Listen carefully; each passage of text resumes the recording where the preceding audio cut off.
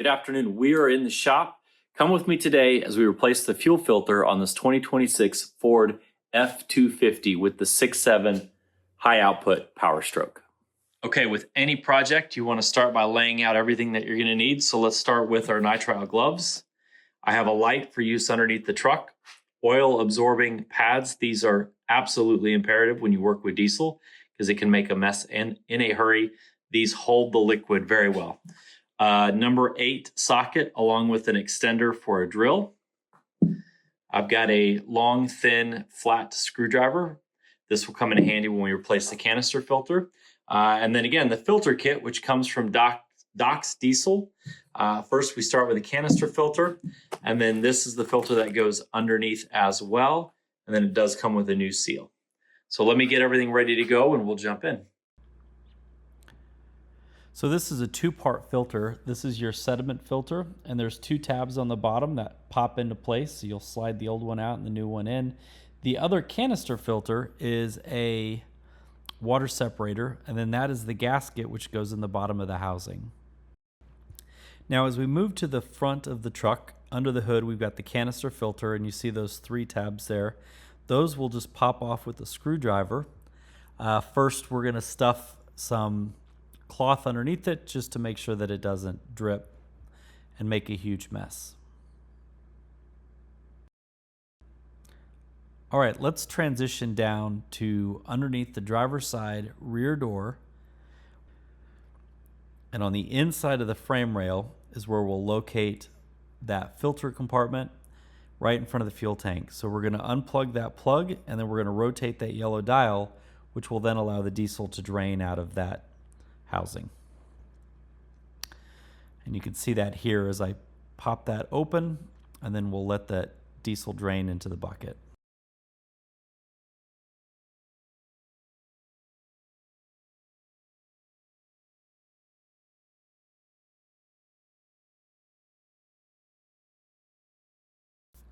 So obviously I sped this up for time. While this is draining, I'm going to move up to the front of the truck where we'll begin removing the canister filter. First thing we'll do is we'll put another absorbent mat underneath there because you will have some diesel that spills out of this as you're working. And then once we get that in place, we're going to get a screwdriver and we're going to remove those 3 clips, starting with the green clip. Just pop that straight up. And then there's the gray clip and the white clip. The white clip, you can actually pinch those 2 pieces and they can pull out. Same with the gray clip, but the screwdriver does help if you can't get your fingers in there very well.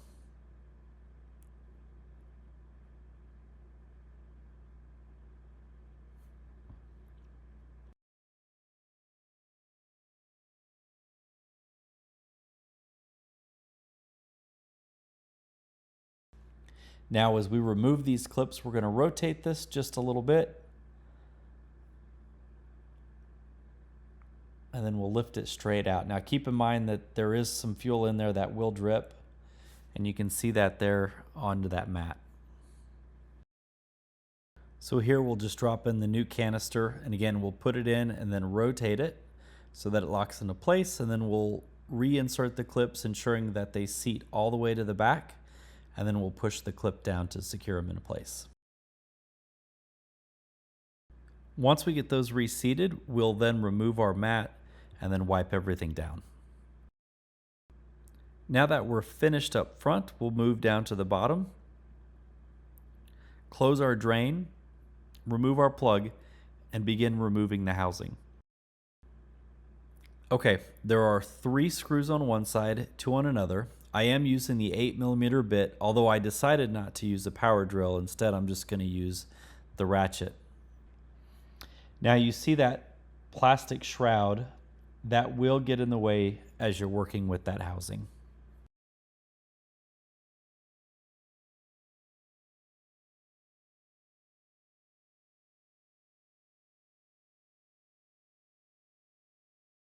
So we're finishing removing all of the screws, and then once we get that out, we'll have to move the shroud. We'll pop out the old filter, drain the leftover diesel,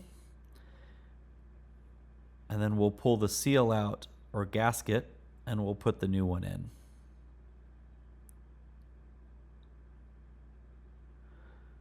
And it just pops right into place. We'll use a little bit of diesel just to help lubricate that seal. And then we'll slide in the new filter. And again, it just clips right into place. And you can see here where I have to move the shroud to slide it back in. Using that 8mm socket, I just tighten everything back down.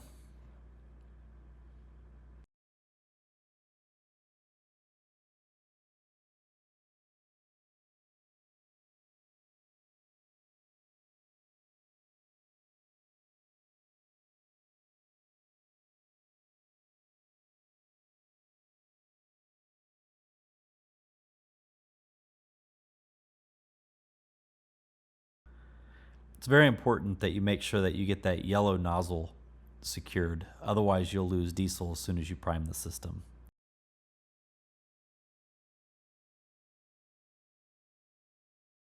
Once we get everything tightened, we'll move back and you can see the leftover diesel, the filters, and we begin the priming process. Priming process is real simple on these trucks. You basically just hit the start button, hold it down. You do not put your foot on the brake. You don't want to start the truck. You just want to run the priming cycle. So if you hold it down for 10 seconds, the truck will begin priming itself. It'll make quite a bit of noise. Don't panic. Just let it run its course. Turn the truck off, and then you can turn it back on again. And you'll do this probably 3 or 4 times just to make sure you got all the air out of the system. And then once you're good with that, you'll start it up and then begin looking for leaks.